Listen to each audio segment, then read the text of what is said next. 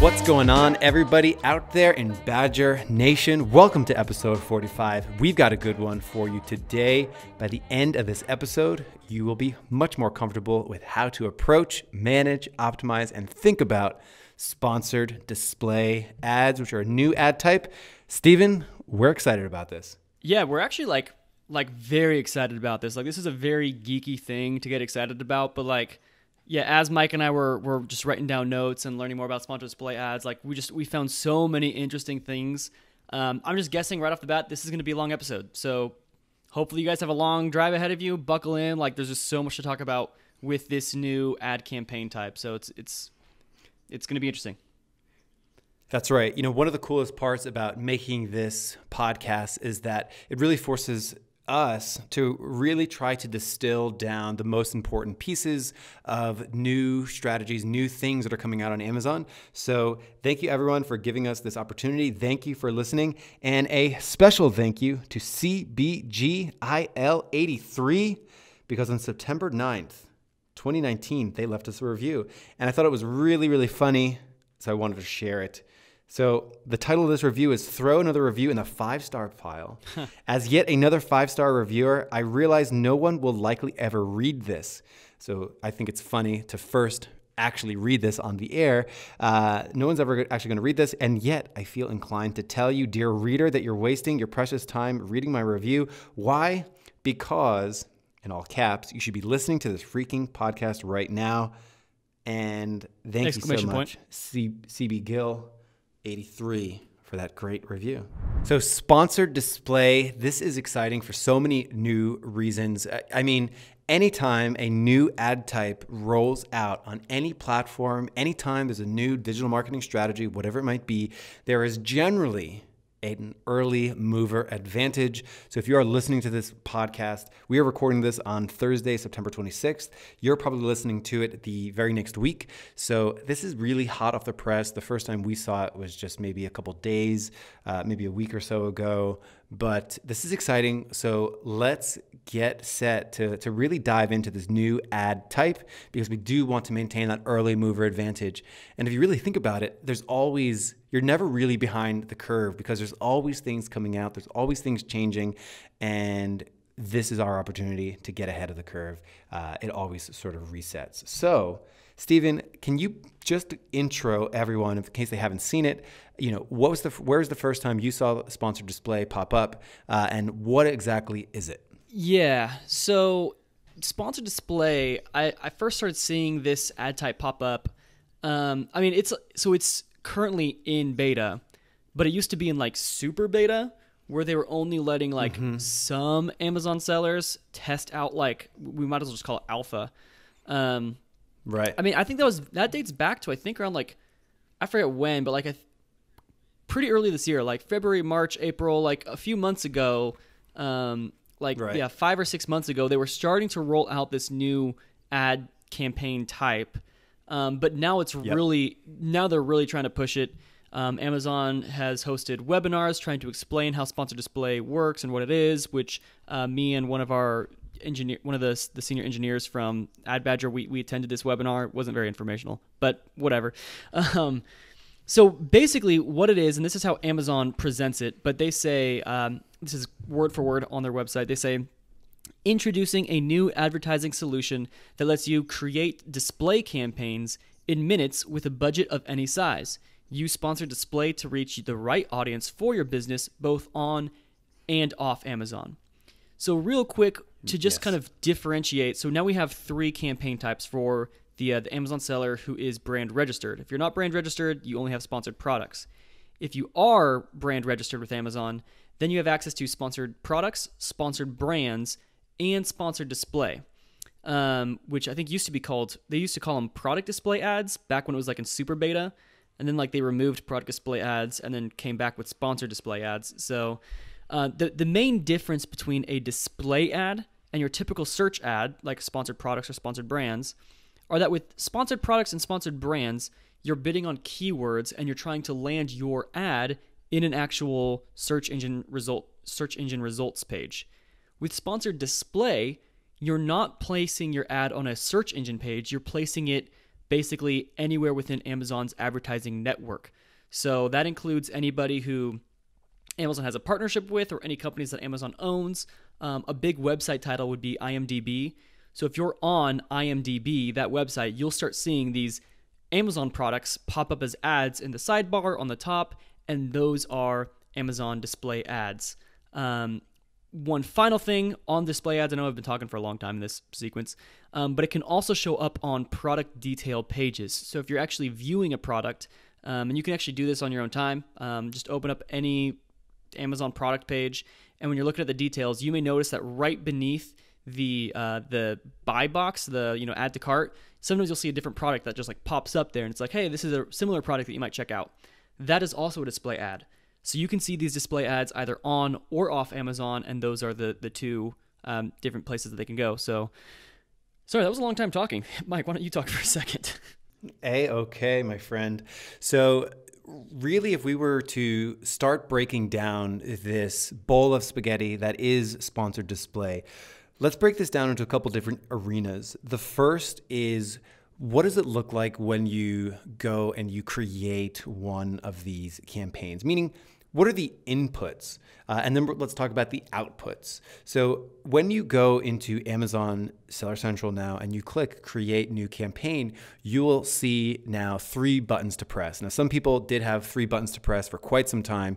However, now it's pretty much ubiquitous that people are going to have sponsored products, sponsored brand, and sponsored display. So when you click Sponsored Display, a lot of familiar things. So campaign name, be sure that you're using good campaign naming strategy, which is basically like product type or product category with a sort of a bracket or a pipe symbol. I normally do like a shift and then the button that's above the return, sort of that pipe symbol. So product, maybe a target ACOS, and then, of course, campaign type. We've been abbreviating these as SDA, Sponsored Display Ad, which, again, there's also SBs and SPs. They're just picking letters that sound the same, apparently, D, P, and B. Anyway, create a good campaign name, start date, end date, no end date, it'll just run forever, a daily budget. You create an ad group right there. Again, good naming system there. And then something new. You get to pick an audience. And this is one of the first spots where it gets pretty interesting because we are given some options that are not present in sponsored products, which we talk about a lot, sponsored brand ads. So these are some new features here that we don't have other places. And the features are, they have a pay-per-click setting, and then they also have pay-per-impression options. So there's one pay-per-click option, and then there are 2 pay-per-impression. So we got CPC options, cost per click, and then we've got CPM, or cost per melee impressions, cost per 1,000 impressions. So pay-per-impression, pay-per-click. Stephen, what is the pay-per-click option? Let's describe that. Yeah, so when it comes to display ads, at least as far as Google ads and Facebook ads, for example, this idea of displaying your ad in just places that aren't necessarily search pages. Like I said, on a search page, you're bidding on keywords. With display ads, you're not targeting keywords, you're targeting audiences. And like Facebook, I think, is one of the greatest examples of having an amazing audience targeting because they have everybody's Facebook profiles. They know your age, they know your ethnicity, where you live, all that stuff. So the audience targeting is pretty advanced. With Amazon's audience targeting, that's also going to get pretty sophisticated because they know every user's shopping habits. And Mike, I know when you recorded a solo episode a few months ago about like your 5 predictions for the future of Amazon PPC. And one of the things was just getting much more like advanced audience targeting. Like you can bid, or like you can target people who usually buy Valentine's Day gifts around that time because like you know that they usually buy something, so you can target them higher. So basically, your predictions are coming true. Boom. So the difference between CPM, cost per 1,000 impressions, and CPC, cost per click. Cost per click, obviously, you're paying for every person who clicks on your actual advertisement. Cost per impression, or cost per 1,000 impressions, is the standard way of I guess like billing for display ads, because these display ads usually have a much lower click-through rate because, I mean, just imagine a Facebook page. You're scrolling through it, an ad pops up, you scroll right past it because you're not looking for that, and you see it's an ad, you move on. So those display ads usually have lower engagement, lower click-through rates.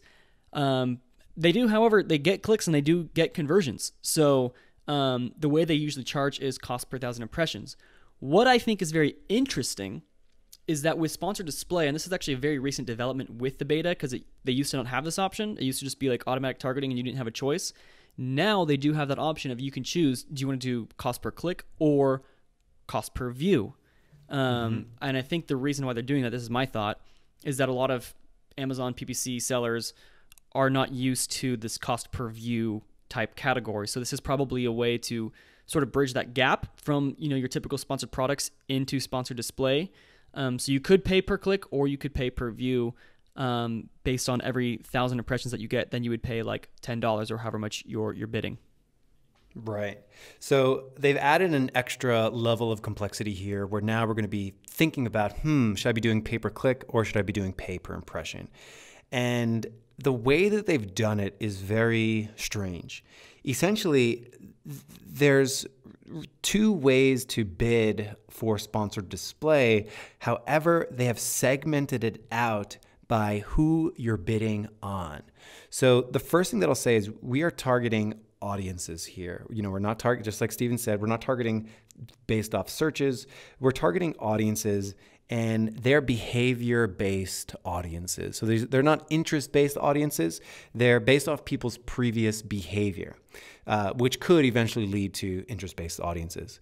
So basically, the pay-per-click option, so for sponsored display, pay-per-click, you get an option to remarket to customers off Amazon that viewed the detail pages of your advertised products or, and this is a huge, huge or, which actually makes this not really retargeting or similar products. Meaning, let me say that one more time. Amazon's official language, remarket to customers off Amazon that view the detailed pages of your advertised products or similar products. Meaning, this is not a true retargeting or remarketing audience. Meaning when we think of retargeting or remarketing, we think of people, hey, they viewed my product, they left, now they're somewhere else, and I'm going to serve them an ad for the product that they looked at. What Amazon is saying here, they're saying remarket to customers that viewed your products, but also similar products. And that is very, very different. My first reaction to this is, there's not really a negative audience here. So there's no option for me to say, hey, if somebody purchased one of these products, either my product or my competitor's product, if they ended up buying that, take them off this remarketing list. I don't want to keep serving this to people that have already purchased.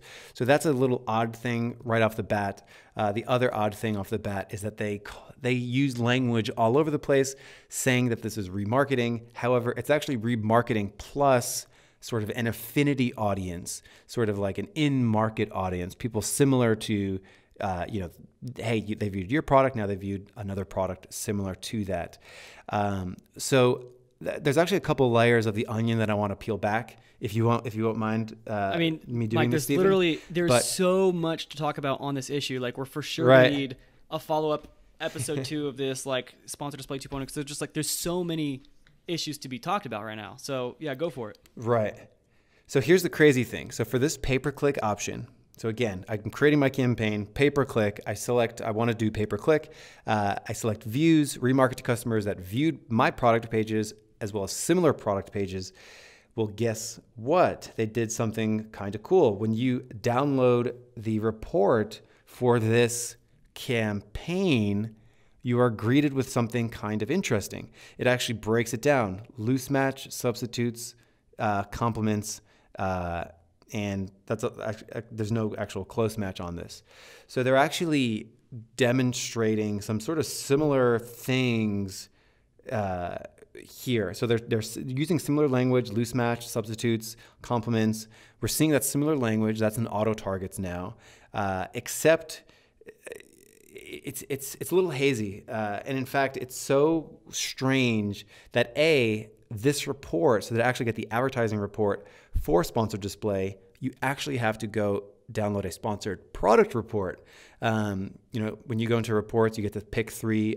You should be able to pick three options: show me sponsored product reports, sponsored brand reports, and then sponsored display. For some reason, they have lumped sponsored display reports in with sponsored products, where they're displaying that loose match substitutes data. The last thing that I'll say, there really is a lot of information. Last thing that I'll say is that give you no option to bid differently based off if someone has viewed your product or a substitute or a complement or a loose match version of your product, which means that, yes, they report on it. However, they give you no options to bid differently based off them. And I think that's everything about the first option, which is views for the pay-per-click option to build sponsored display.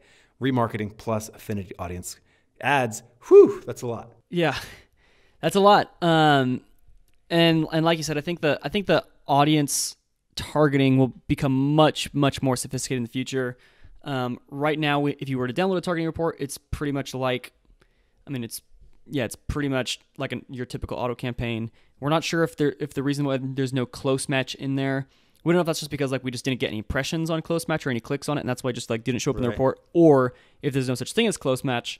I think it just didn't come up in the report because this was a newer campaign that we had started for this, and so we're definitely gonna have to do more testing with this, and we'll keep you guys updated on what we're finding out as we're learning more about it. If it matters, the spend and ACoS breakdown for loose match was $77, 67% ACoS, and then the substitutes was $32 in spend, 326% ACoS. So this is like a day's worth of data, really only. Right, and for any of the campaigns, clicks were cheap. Yeah, and if people are just wondering in general, because I'm sure this is the question that we've probably taken too long to get to answer. People are saying, "What's the performance like? Should I be running sponsored display? What's it like?" We've started sponsored display. We've been running for a couple of months this super beta ad type on a few of our different clients' accounts, and as was expected, we were anticipating this. ACoS has been extremely high. Conversion rates have been extremely low. The reason for that is strictly just talking about the funnel. So, and this is actually pretty similar to the episode that you did, Mike, with Kiri Masters, that guest show podcast episode a couple months now. But we were talking about DSP, which was the demand side platform, which is a display advertising type of advertising that Amazon has. And one of the things that Kiri was saying was conversion rates are historically lower because it's a top of funnel type advertising. You're not hitting, when someone types into their search bar on Amazon, iPhone charger, they're ready to buy. They're shopping. They're the most bottom of funnel shopper you're ever going to get. And so you want to put your advertisement, your sponsored product right in front of their face and be like, purchase my iPhone charger. With sponsored display, you're hitting people who are browsing the web and aren't necessarily shopping in that moment. So you're trying to draw their attention to these advertisements. So that's what the episode on DSP was, which leads us into another question, which is what is the difference between DSP and sponsored display? There's a few differences. I'll just if I could just give you the TLDR, too long didn't read. I would say with demand side platform advertising, you make your own creatives. They can be videos, they can be banner ads. You create your own creatives and you send them to Amazon, and Amazon will run the campaigns for you. You actually don't have any control over that. They just take your media and they run it. With sponsored display ads, you don't have to make your own creative. They're just going to take the product image, the price, the ratings, your title for the product. They're just going to take all of that information and just place that on different websites within their advertising network. So again, it's top of funnel. It could be middle of funnel if you're doing the retargeting type thing, where it's people who have looked at your product and then maybe added it to their cart, but then they left and they didn't buy it. Now your product can follow them around on wherever they're at and keep targeting them and try to pull them back. But that explains why the conversion rates are historically lower, because it's top of funnel and middle of funnel audience that you're targeting. So it's a great way to increase your overall impressions, to expand your overall reach. But if you're looking for efficiency of ad spend, it's probably not going to be in display advertising. Mm-hmm. Right. And you would imagine that, I mean, for an off Amazon product brand, Facebook retargeting is often the best return on ad spend that they can get. However, you're able to set it up so that if somebody looks at product A on your site and then they will see product A on Facebook, this retargeting, which we are getting to, they don't really give you that option to create an ad that's only going to be served towards people that have viewed your product and have yet to purchase that product. That would be really great, but we don't have that yet. So far we covered the pay-per-click, views, remarket to customers off Amazon that viewed your product pages or similar product pages, which brings us to the pay per impression ad types, audience types, which is very similar, searches. This allows you to reach customers on and off Amazon. So the first difference here is that... Real quick, just to chime in, just so they can kind of like categorize it. When it comes to pay per impression, there are two different types of pay per impression. So you can either choose pay per click or pay per impression. And then if you choose pay per impression, then there's two different types, searches and purchases. So yeah, right. Sorry, just wanted to clarify that. Go for it. Yeah. So we get into the first pay per impression bidding type, targeting type, which is reach customers on and off Amazon that search for keywords relevant to your advertised products. So there's two main differences here. One, that this is reaching customers on Amazon as well as off Amazon compared to the first version that we talked about, which only allows you to target off Amazon. And then this is active searchers that are searching for keywords relevant to your advertised products. So this is very similar to maybe an affinity audience or like an in-market audience, meaning they're like in the market, they're searching for it, but they haven't necessarily viewed your product or even viewed your competitor's product, but they're searching for relevant keywords that are relevant to your product. So again, this is kind of like an in-market. This really isn't a retargeting audience, but yeah. It's pay per impression based off what people have searched. And then the second type of pay per impression targeting you can do is purchases, in which, this is Amazon's definition, reach customers on and off Amazon that previously purchased your advertised products.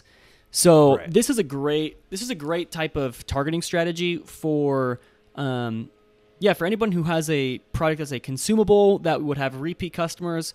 So if you're selling something like, I don't know, I'm hearing a leaf blower in my background right now, so sorry if that's getting picked up on the audio, but if you're selling a leaf blower, that's probably going to be a one-time purchase, and you don't necessarily need to retarget those shoppers and say, hey, buy a second leaf blower. But if you're selling something like... Go ahead. Before you go any... What if I want to upsell, maybe like a premium leaf bag or a silencer that quiets the leaf blower down? That's true. Maybe I'll want to serve that. So that's actually a great idea. Yeah. So, I mean, in these sponsored display ads, you can choose what product you actually decide to advertise. So if you're like, you sell a leaf blower and there's like replaceable parts. Yeah. You would want to remarket those parts to people who've previously purchased your product. Yes. The other thing I was going to say was I've got these dark chocolate espresso beans on my desk right now. And, if I bought those on Amazon and then next time I'm shopping around, I see that product pop up on some other website, I'll probably be like, oh, I need more of those. I'm out and purchase it. So it's a great way to just like bring people back. So I do think pay per impression purchases option, it could be pretty powerful because you're going back to the customers who have purchased your products in the past. And if anyone's wondering how that works, it uses cookies. Amazon knows who you logged in on, and then they track your cookies on whenever you visit a website on Amazon, they use your IP address and that sort of stuff. So go incognito or delete your cookies if that creeps you out. So you might be sitting there, dear listener, saying, okay, we've got these three targeting types. We can target people that have viewed products similar to mine or my products. We can target people that have made searches that are relevant towards my products. Or we can target people that have purchased from me previously.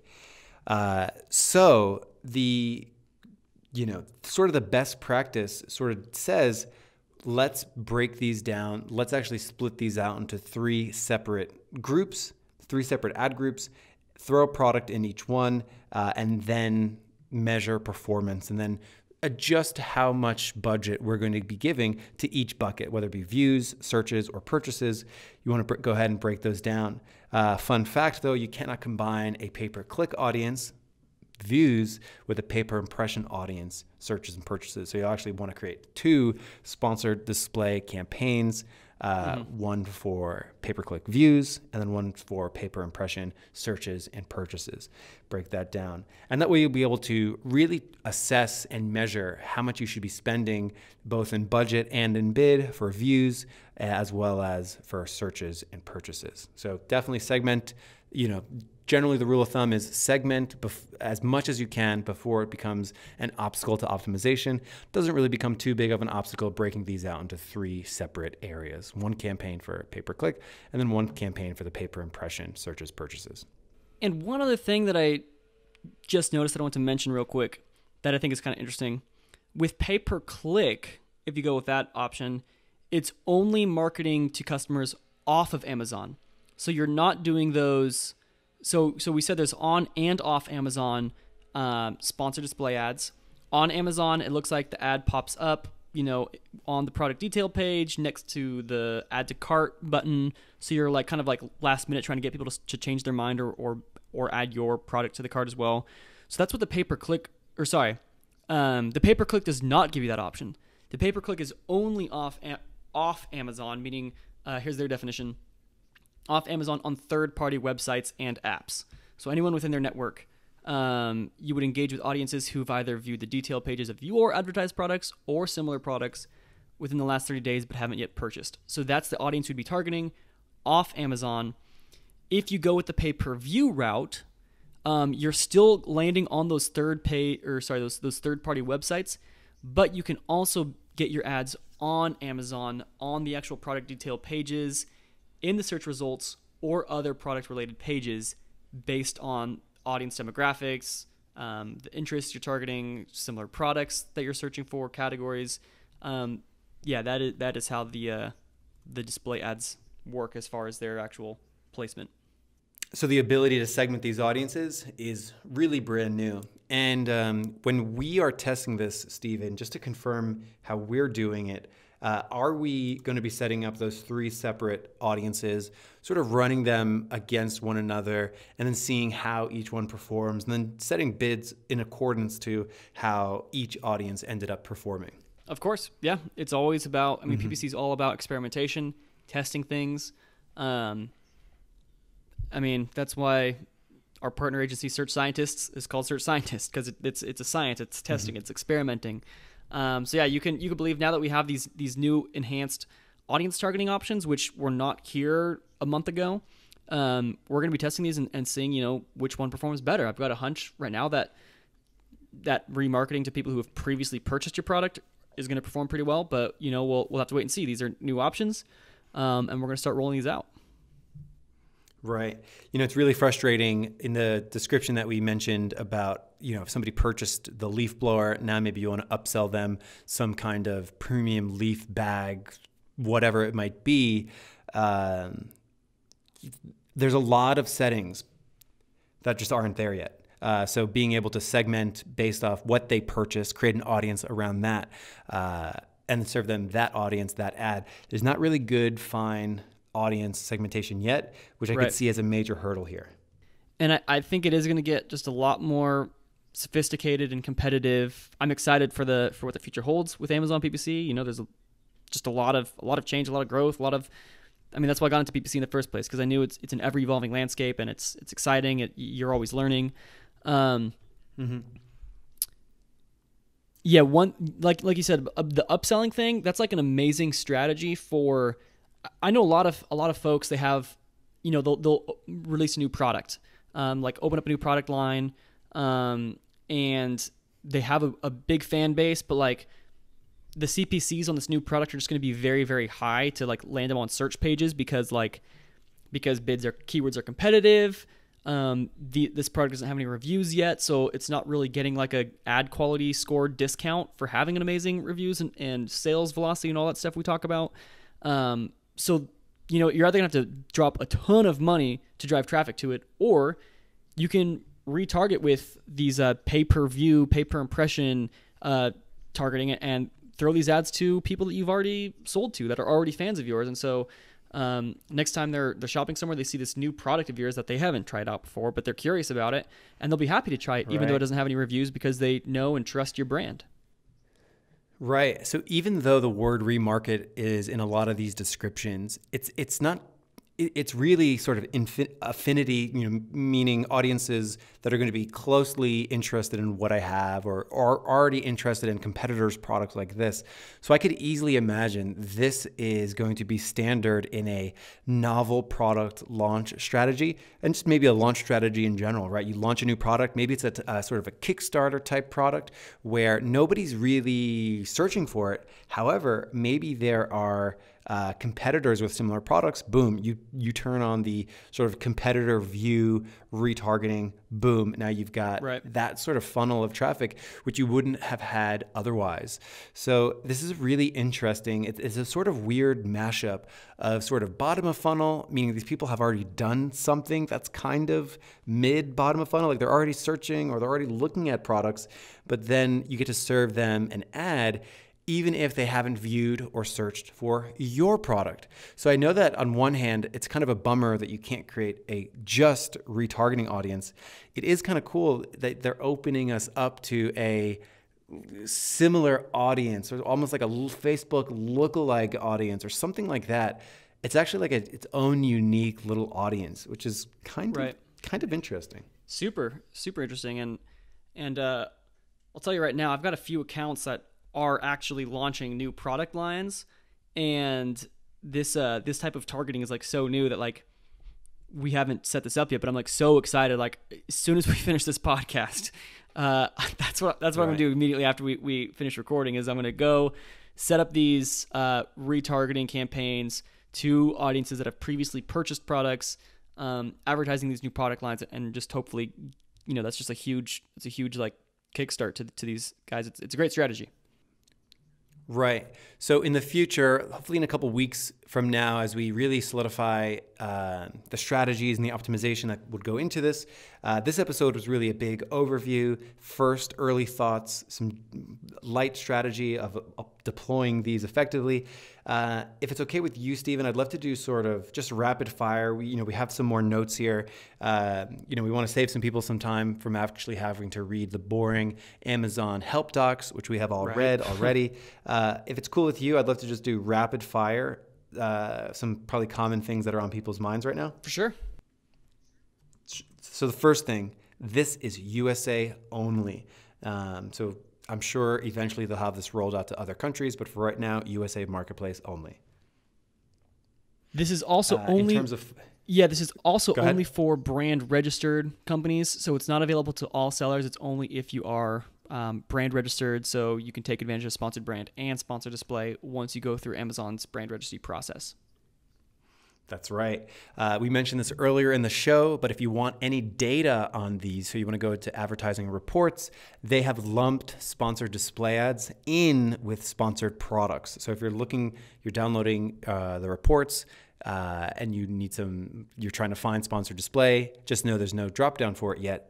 They lumped it in with sponsored products. Right. And if you're doing another thing for people who really like bulk files like me, if you were to download a bulk file report that you're going to make optimizations, changes on, bid changes, whatever, and re-upload them, when you download the report, it'll give you an Excel file with usually 3 sheets.